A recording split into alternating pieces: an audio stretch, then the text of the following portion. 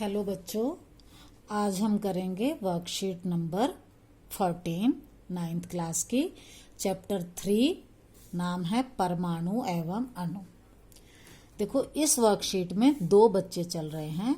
एक है जिज्ञासा दीदी, ये बड़ी है, और एक है ज्ञान। इन दोनों के बीच में बात हो रही है।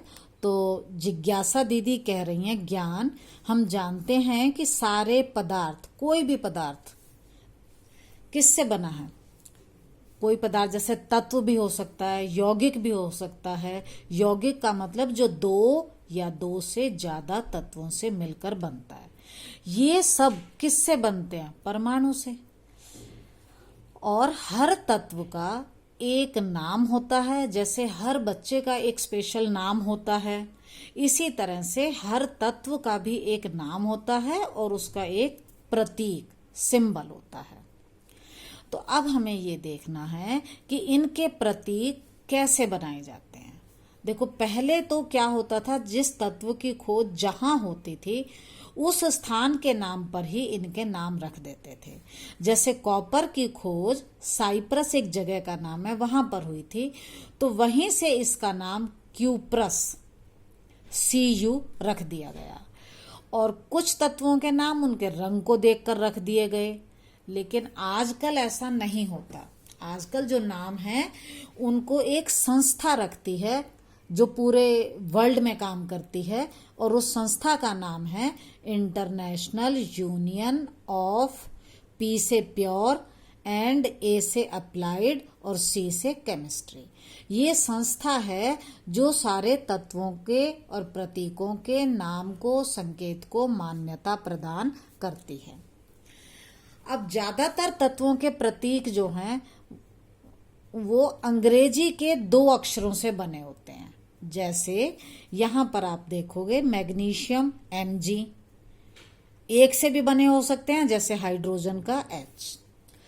कुछ तत्वों के प्रतीकों को लैटिन, जर्मन या ग्रीक भाषाओं में उनके नाम से बनाया गया है, लेकिन अब इनको मान्यता मिल चुकी है, तो ये पूरे वर्ल्ड के अंदर इसी नाम से जाने जाते हैं।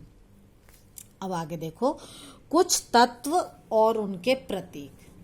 किसी तत्व के परमाणु को तत्व के ही नाम और उसके प्रतीक से जाना जाता है। जैसे हाइड्रोजन का परमाणु है तो हम इसको हाइड्रोजन H से ही पहचान करेंगे।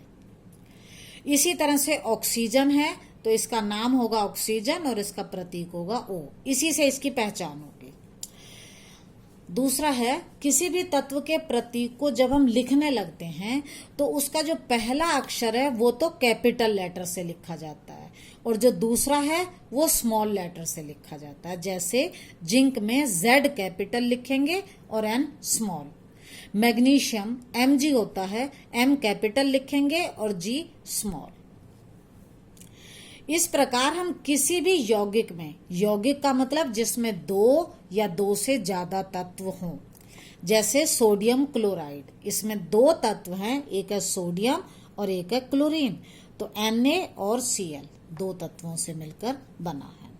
इसके बाद बच्चों आपको ये तत्वों के नाम और संकेत याद करने हैं। जैसे हाइड्रोजन का H, nitrogen N, carbon C, zinc Zn, आपको यही करने हैं।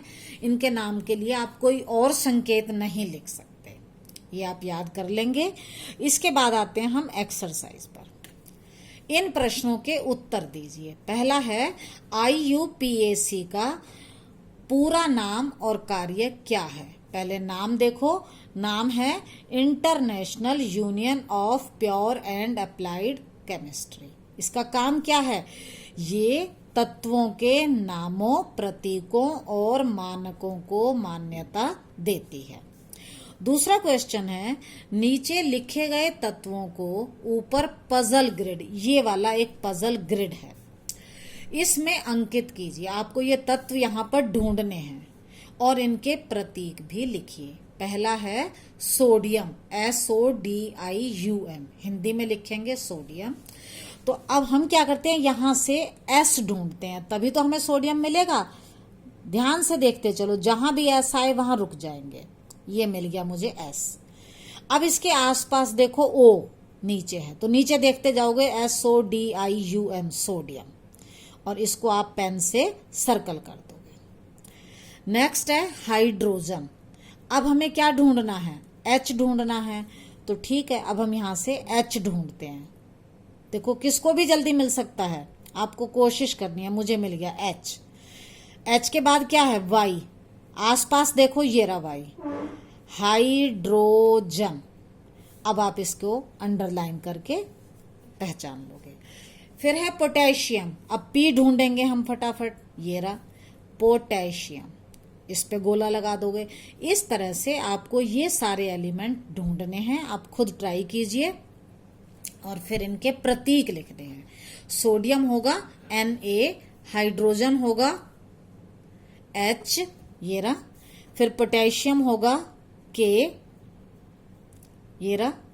आप इन सबको यहां से ढूंढकर और इनके नाम संकेत आपको लिखने हैं। धन्यवाद।